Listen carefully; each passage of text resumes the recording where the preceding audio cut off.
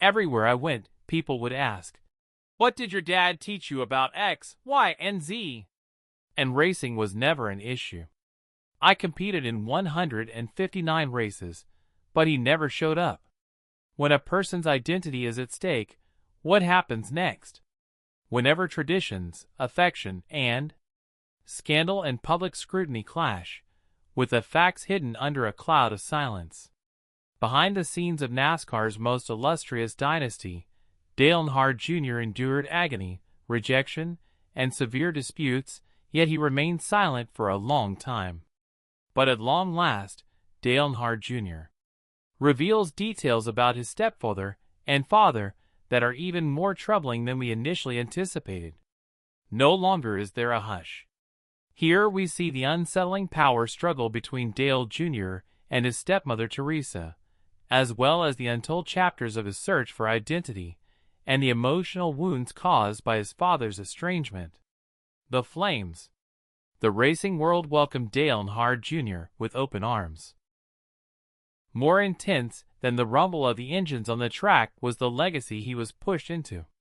Even before his birth in 1974, the prestige of his family's name extended far beyond the typical.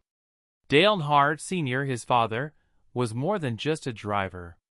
An iconic figure in NASCAR history, he was known as the Intimidator and inspired equal parts awe and dread. The track served as more than simply a racing venue. There was fighting going on there. The sound of motors roared in Dale Jr.'s ears from the moment he was born, and legends were formed. Being the offspring of a legendary figure involved more than simply a glamorous upbringing in the world of fast automobiles and stardom.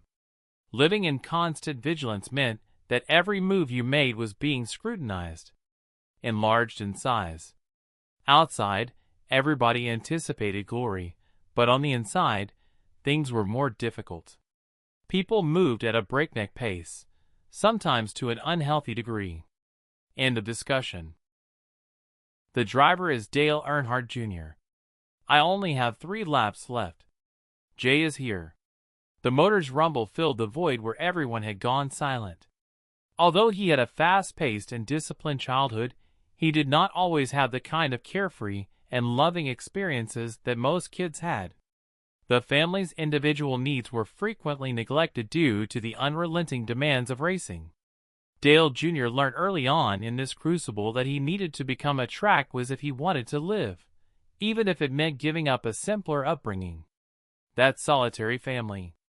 Growing up, Dale Jr.'s life was broken in a way that only those close to her could comprehend. A split between his parents. His mother, Brenda Jackson, battled mightily to provide him stability in the face of the anarchy of celebrity and rapidity. She attempted to provide a steadying presence while returning to the normalcy that was so frequently disturbed by the chaos of racing life. The weight of his father's world, however, drew Dale Jr. back into a realm where commercial interests, public perception, and familial ties were all intertwined. Teresa Houston, Dale Sr.'s second wife, moved into the Earnhardt home shortly after her marriage. Another form.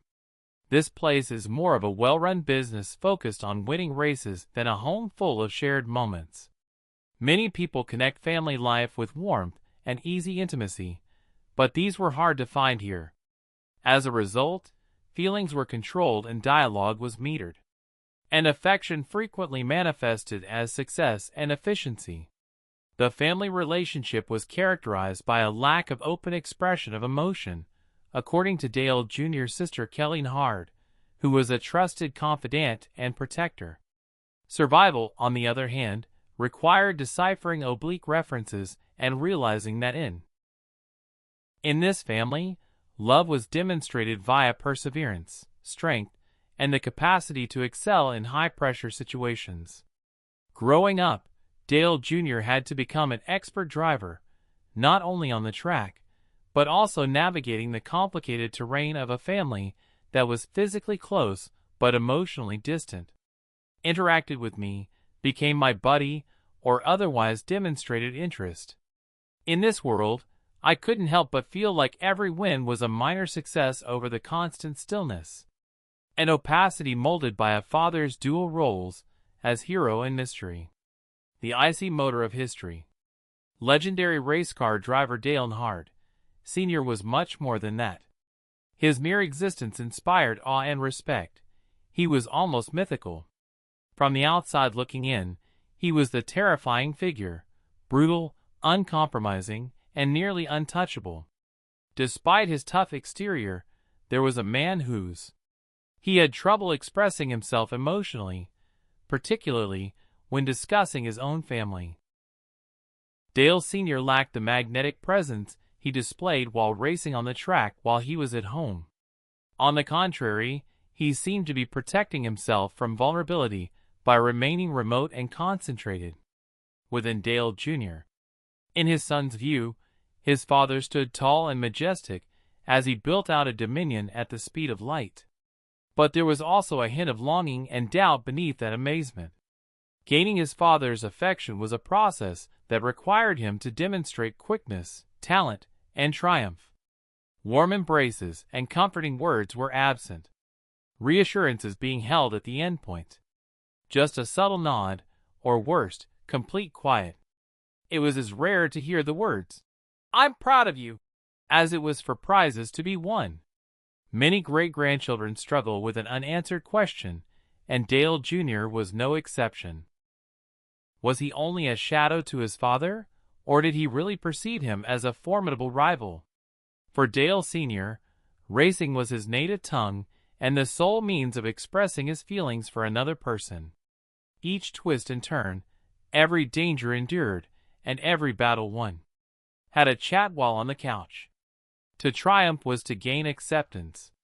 If you fell short, you had to face the harsh truth that you couldn't promise affection and acknowledgement. Dale Jr.'s devotion was fueled by this intricate link that was built by this unrelenting demand, but it also caused fissures in the emotional base. He had an almost fanatical devotion to his father, whom he idolized. But he found his way through an emotional wasteland as a child, where showing emotion was seen as a sign of weakness and praise was something to fight for. Dr. Nhard Jr. Mr. Nath Gordon. Jarrett Stewart is back in 14th place. They fought and reigned over the track together, where Dale Jr. felt the strongest bond with his dad.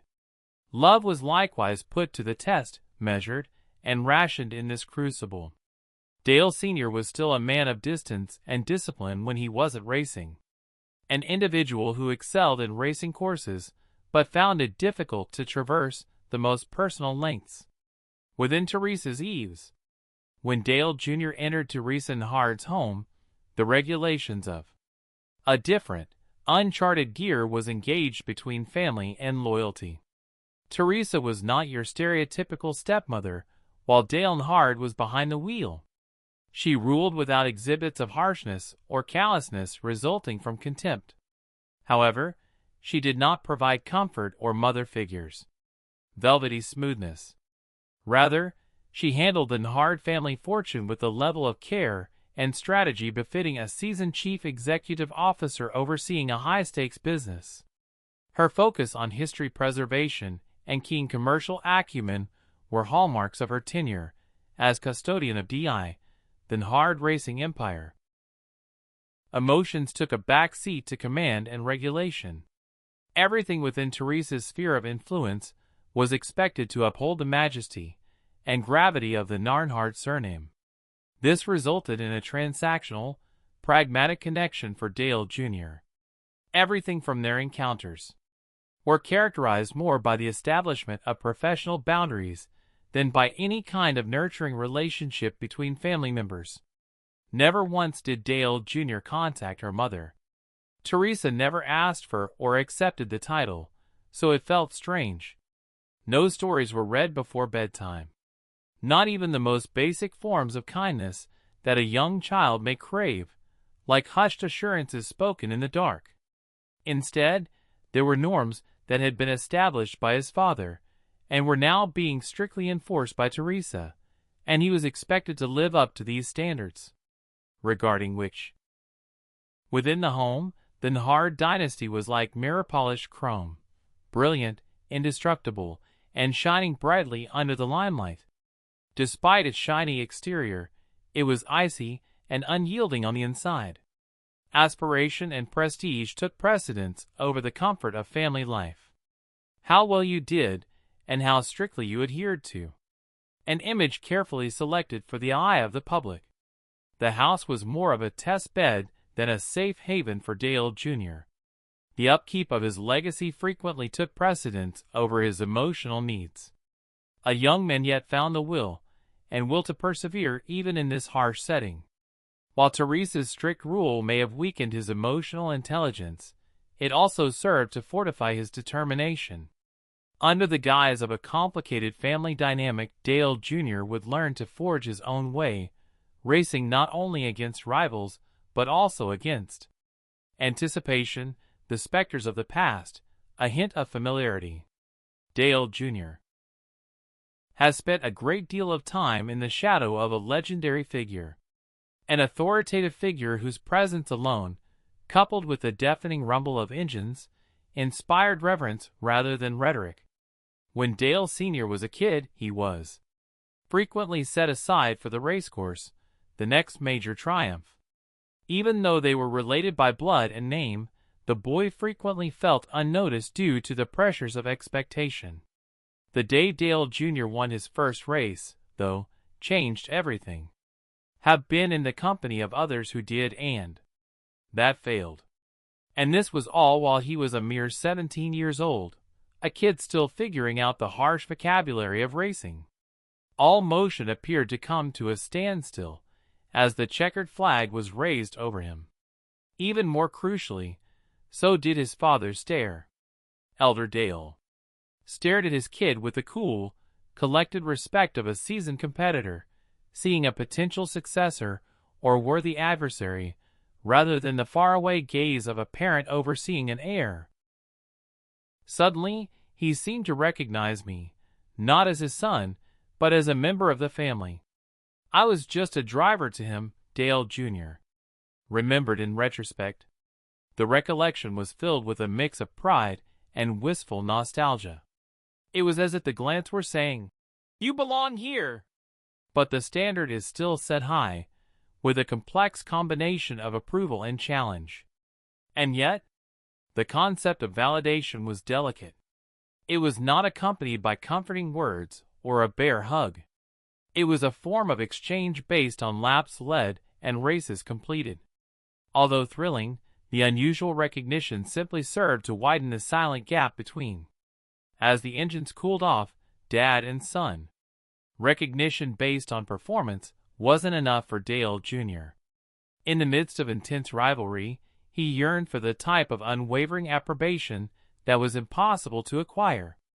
The dense, heavy silence persisted off the track. Persistent. As the clamor of the audience subsided, the reverberation of unfulfilled emotional demands continued. There was a breakthrough and a reminder in that brief instant of recognition. Love in the Earnhardt universe was defined by triumph. Failure was perceived as a failure to meet expectations. That was the day the din died down.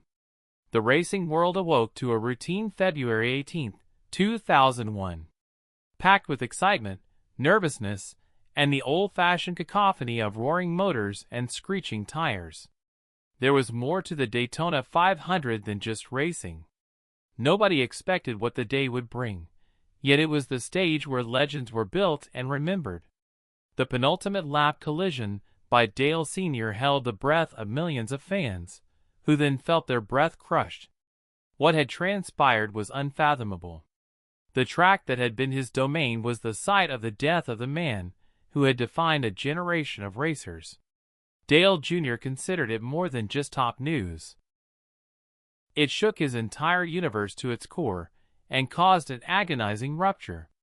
It became painfully obvious in that last race that Dale Sr. wasn't merely contending, he was protecting.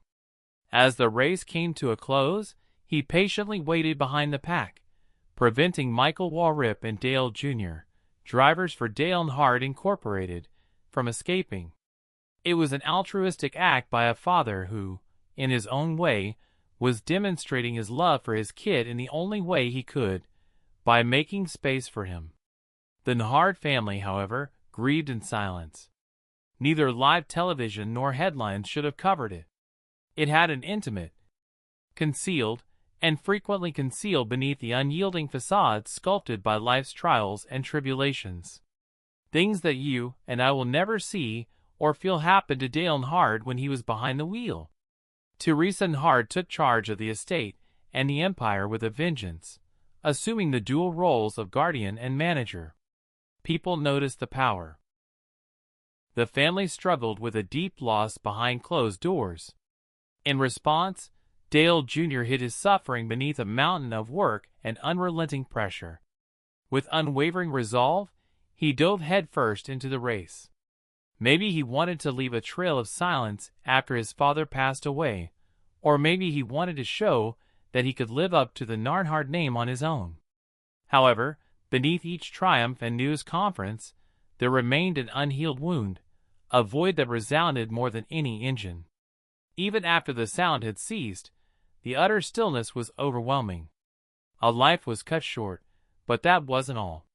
It was the closing of a chapter in Dale Jr.'s story, and he had to find his way through a world where silent complexities entwined legacy and sorrow. A dispute centered on a name. The more time passed, the fissures that existed between Dale Nhard Incorporated and D.I. Dale Jr. eventually became wide enough to be seen as more than just fishermen. They were plainly divided. A shared heritage built on his father's great career soon became a power struggle over inheritance and control. And one sense of self. Dale Jr. wasn't merely after a ceremonial position or a symbolic function. He desired a fair share, ownership, and a genuine voice in the empire that carried his lineage and name.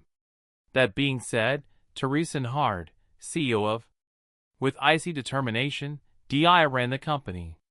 She was highly protective of the Earnhardt name and all of its assets.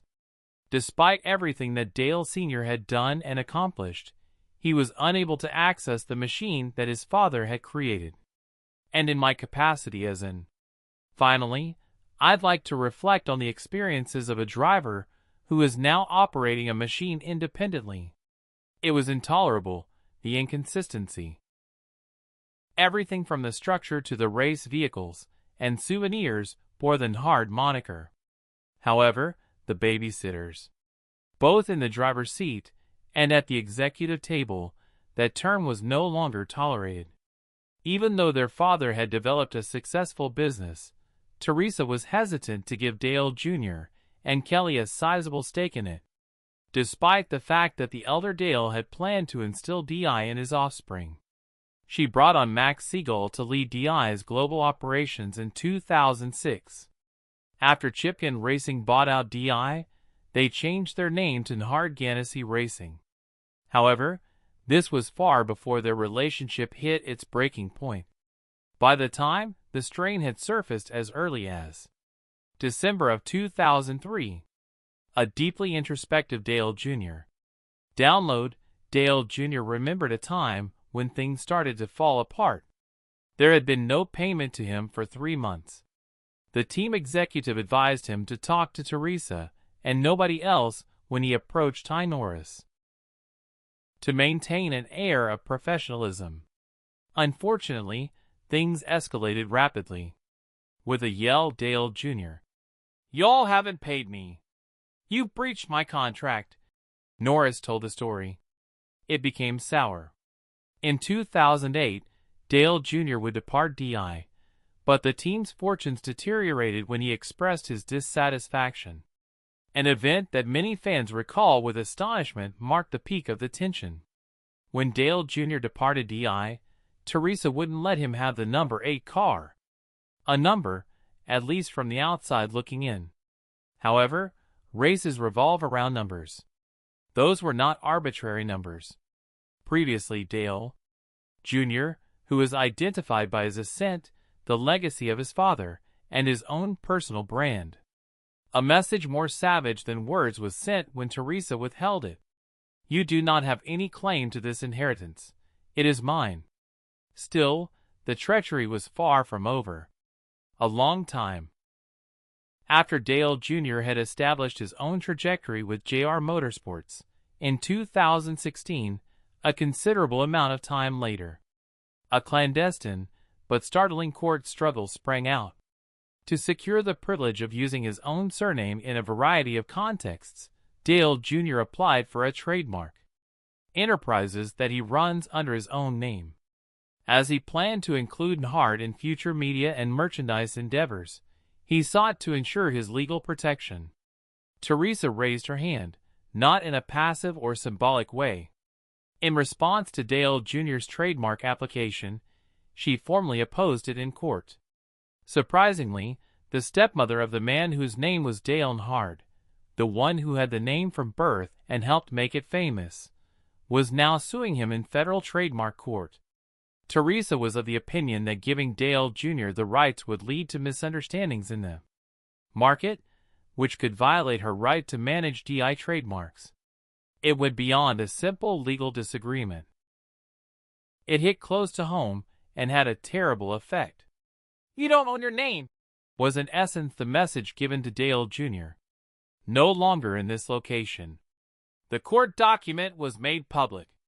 Many were taken aback. The very same woman who had barred him from DI was now attempting to stop him from utilizing his identity, something no court document should ever come into contact with. A fresh chapter in the lengthy and contentious relationship between Teresa Nhard and Dale Nhard Jr. emerged as their legal documents were made public. Outside of DI's closed doors, no. Out in the open, where anybody may see, rather than in a private setting like a boardroom or a family gathering. Perceive it. A car's license plate was no longer the exclusive metric of success. At this point, the dispute has gone to the very essence of who the Nhards are, their name. This wasn't merely legal news to NASCAR fans. On a personal level, the loved ones they was fighting over who should be named after their deceased hero, a conflict that I had grown up following and caring about. An intense and rapid response ensued. There was a flurry of incredulity on online discussion boards. Hashtags started trending on Twitter and Facebook and strong opinions. Many people felt betrayed by Teresa Nhard since she opposed Dale Jr.'s ability to trademark the name Nhard. Not because her desire to dominate the brand was startling. Through it all, she was ambitious, but for the simple reason that it validated what many had secretly hoped, that she had never considered Dale Jr. a family member. Legal maneuvering wasn't all this was. Razor sharp. Teresa said absolutely nothing the whole time. There was absolutely no effort to clarify her position or the reasons for her persistent denial of Dale Jr.'s most fundamental symbolic claim to his family's legacy. For a long time, she had been reserved, distant, and very private. She had also been choosy with the media. Such reticence could have been considered dignified in the past. However, its current interpretation is different. It came across as icy. Dale Jr. did something that nobody saw coming as the legal tempest raged. He kept his composure. There was no public campaign that he initiated. He refrained from mentioning Teresa by name. He was not trying to elicit pity. Rather, he persisted in communicating in the sole manner he was familiar with, quietly and clearly. A podcast host named the Dale Jr. Rather than allowing the truth to come out in pieces as vengeance, he allowed it to do so in interviews, on download, and in the Earnhardt documentary series. At DI, he discussed the anguish of being ignored, regarding the experience of leaving behind not only a business, but also his father's legacy, regarding the significance of being deprived of the number 8, and the pain of seeing his father's possessions taken over by another. Teresa stayed quiet as he poured his soul into these admissions. She became more influential the longer she remained silent. The life of Dale Jr. He need not have leveled charges. Her non-appearance was more resonant than any denial. As a result, fans started making assumptions. Their focus shifted beyond the question of who. In a legal sense, this was a story of the people who had protected Dale Sr.'s legacy with grace, modesty, and love. The solution was obvious to many. After overcoming his sorrow, Dale Jr. entered the limelight, bearing the honor of that name gracefully and with bravery. While managing the Nhard brand with the efficiency of a CEO, Teresa hid behind quiet and control, without the empathy of a mother or stepmother. Even worse, by remaining silent, she turned off the same people who had loved her before. Teresa was revered in the early 2000s for being the woman who accompanied Dale Sr. to the winner's circle. Now, however, she was viewed as the one who had rejected his children, his squad, and the property that rightfully belonged to his son. Dale Jr.'s new branding on Yadini products sold more than anything else, and internet petitions to liberate the number started circulating. Alongside the DI emblem, listeners and viewers of NASCAR on television and radio started to publicly doubt her leadership. Dale Jr. was unable to openly address Teresa's emotional betrayal by the racing business, family strife, and personal struggles, but fans took to podcasts and online forums to do just that. Legal disputes and contracts weren't the only sources of friction between Dale Jr. and Teresa. It built impenetrable barriers inside the very essence of family life and legacy. The enormous tract of forested land owned by Dale Nhard Sr. was located behind the DI business. Rustic cabin and an acre or two of land that he intended to cultivate at some point. Following his father's passing, Dale Jr. hoped to construct a house at the spot where his grandpa had found solace. The most current Dale Jr. obtaining the previous. The Xfinity Series champion has spoken up about a turning point in his relationship with his stepmother. Originally, he had planned to purchase the huge plot of property, but Teresa had rejected his offer. The 100 acres near the highway were Dale Jr.'s desire to purchase, as he had previously stated. Her response was a resounding no. He dutifully respected her decision and proceeded to buy property in another part of town. The rejection was subtle but devastating, and it highlighted how far apart and untrustworthy things had become. Still another deeply intimate segregation manifested itself at the Deerhead shop. The most intimate possessions of Dale Sr. were housed here. Racing outfits, relics, and even Junior and Kelly's former military garb. A sacred space for cherished recollections and family legacy. Having said that, Dale Jr. hasn't been inside in over 20 years.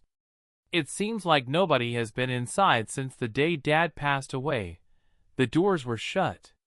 Beneficial to lend some weight to that. Also, I think it's safe to say that nobody has likely set foot in the door, and Teresa has ensured that this is true. Denying access wasn't even close to this. Alluding to the son who had the Nhard name, a legacy that excluded him, and the past, it was a symbolic closing off. Growing up, Dale Nhard Jr. was in the middle of a raging engines and cameras that flash. The stillness at home, though, was more deafening than anything else. He rarely saw his father, who was a hero to millions, and he never felt loved. One of the rare touching moments was when Dale Sr. glanced at his son after he won. Encountered previously were anomalies rather than the norm. Everything else was secondary, as Dale Jr. himself acknowledged. The loss of his father, nevertheless, left him with more profound scars. As a widow and guardian for Dale Sr.'s reputation, Teresa Nhard stepped in. Business and heritage. She ignored Dale Jr. Agreements were not finalized. Choices that were made in his absence. He was treated more like an issue than a kid at the very facility that bore his family's name. The worst part was that Teresa would not. Dale Jr.'s final goodbye to DI was in the number 8 car, his identity sign. Nobody mistook the message. His dynasty had lost control of this empire. She owned it. No longer does Dale Jr. hold back in the documentary, saying, "I've been quiet for too long. But now it's time to tell the truth about what really happened. Not just on the track, but in my family." His comments bear the weight of years spent holding back, finally giving voice to the agony and betrayal. Where he was molded. A bond with his dad, the family company, and the legacy he helped create were all he ever wanted, not a conflict. The walls he encountered were constructed by control, silence, and the fact that his father's memory was held captive by one lady. He begged for affirmation with every lap, victory, and sacrifice, but he never received. After his father passed away, he wished for a reunion of the family. Rather than that, the door banged shut. A father wasn't the only thing Dale Jr. lost. He was demoted along with his squad and his position. Finally, he speaks out because he has nothing more to hide but the truth. Plus, it's far worse than everyone had anticipated. Could you have maintained such silence for such an extended period if you were Dale Jr.? Leave your opinions in the space provided. We appreciate your. Stay tuned for the next video, and thanks for watching this one with us.